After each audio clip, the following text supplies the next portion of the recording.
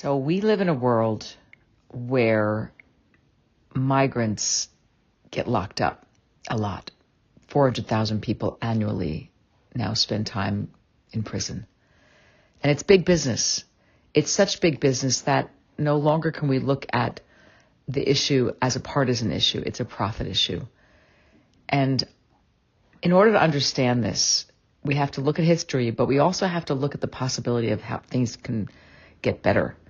And I always look at these conversations as opportunities to kind of take a breath, get some solid language in place, and then start exploring and try to keep our pessimism at bay and start looking at, ideas and what's going on to help us see a brighter future. So to that extent, I think we have a chance to identify patterns politically, patterns economically, and see if we can break some of those patterns by changing the way we fund things and putting new solutions in place. The law professor I'm going to speak with, César Hernández, is really well positioned to do this because he's written some books about this. He's done many TED Talks. And most importantly, he's a passionate professor and he wants to engage us in this conversation. And he tells great stories and he helps us understand the faces, the stories, the families behind these issues. But make no mistake, we're up against a lot. We have a system that keeps on paying prisons, and these prisons become towns, and everyone in the town is employed by the prison. So how do you close a prison? And how do you put a face on the immigrant story? We call them aliens. That in itself is so dehumanizing. So we've got so much to unpack here. But I want to start by welcoming you, César. Thank you for being on Swell, for being in this conversation with us. I think the immigration crisis is touching everybody. And I know that we all have our ideas of what are civil liberties and do they belong to everybody? And there's so much that people make mistakes all the time, and not from being disassociated from the human experience, but more because people become entrenched in the ideas of what needs to happen to keep America, safe, and all those other misnomers that we have to kind of break apart. But let's start with your work. You are an immigration lawyer. You're a professor. Can you take us to the genesis of your career? When did you decide to become an immigration lawyer? And is your background connected to immigrants? Were your parents immigrants? Are you an immigrant? Give me a sense of your personal narrative around this so we can start with the heart and then move outward. And thanks so much again for being here.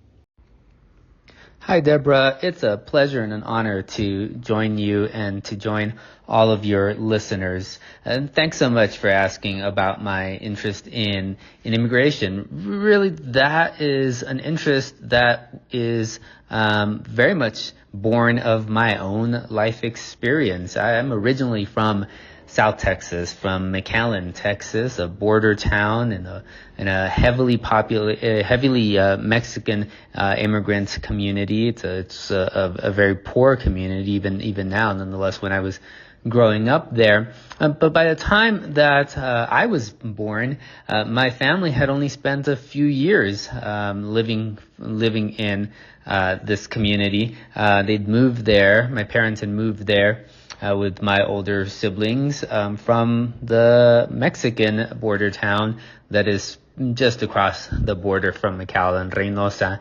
And so that experience of growing up in a family and in a community that was and remains to this day very much impacted by migrants and the experience of migration is one that has shaped all of my life. As I grew up and developed a rebellious streak, I certainly pushed away from that, but eventually I came back to the core of who I was and how I had come to view the world. And so I have spent my entire professional life advocating for and alongside migrants, whether they're in communities like the one that I was born into, or in other communities throughout the United States. And as a result, I've come to see migrants as the whole people that they are, the whole people that we all are, and that includes fabulous, wonderful aspects, but it also includes the more mundane, the more ordinary features of our lives, and of course it also includes the parts of our lives that we wish were not there, the parts of our lives that we wish other people did not know about. And so that's why I approach the work that I do very much from a sense of having not myself lived an immigrant experience, because as I said, I was actually born in Texas, and so I've always been a U.S. citizen. But knowing that migrants are the people who have made my life as rich and robust as it always as it is and always has been, and so that is a part of my perspective on the world that I had no control over. Obviously, I didn't choose my family, like none of us do, but which I think has blessed me, has made my life that much more interesting, and helped to shape the way that I view not only the world but my own place in the world. Cesar, great to hear your voice. Thank you for taking the time. I can't imagine your workload. And when you speak about the richness of the culture, I really get so sad when I think about how beautiful this country is because of its diversity, and yet there are people in positions of power, of amplified message, that continue to rage against that richness, not in saying it's as such, but they imply it so much. They want a different kind of world.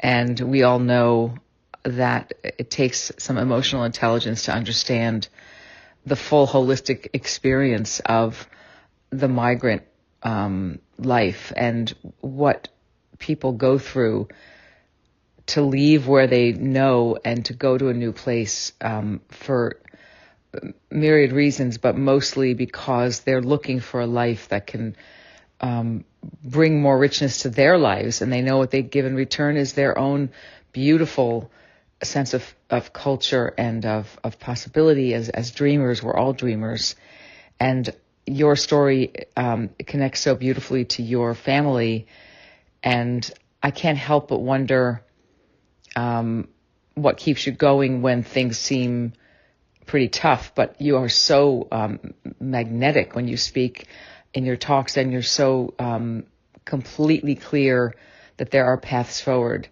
And I'm just wondering if we could start this conversation with a happy story of a situation that you were brought into from a legal perspective, and you saw it through, and things ended up really wonderful for the individual or for the individual's family. Can you start there? Because from that place we can look at the mechanics and the roles that different entities play in the trajectory of somebody's experience coming to this country.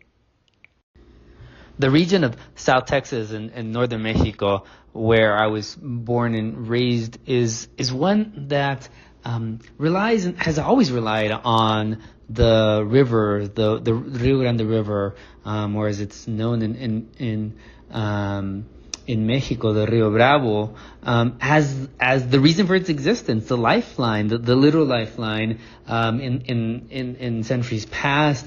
But to this very day, it still is the unifying force. And so, people have been living and making their complicated existences on both sides of that river for long before I was born, and so to the same extent that my family did that. Let me share the experience of another gentleman whose family experience was not that different from mine. A man named Jerry Armijo.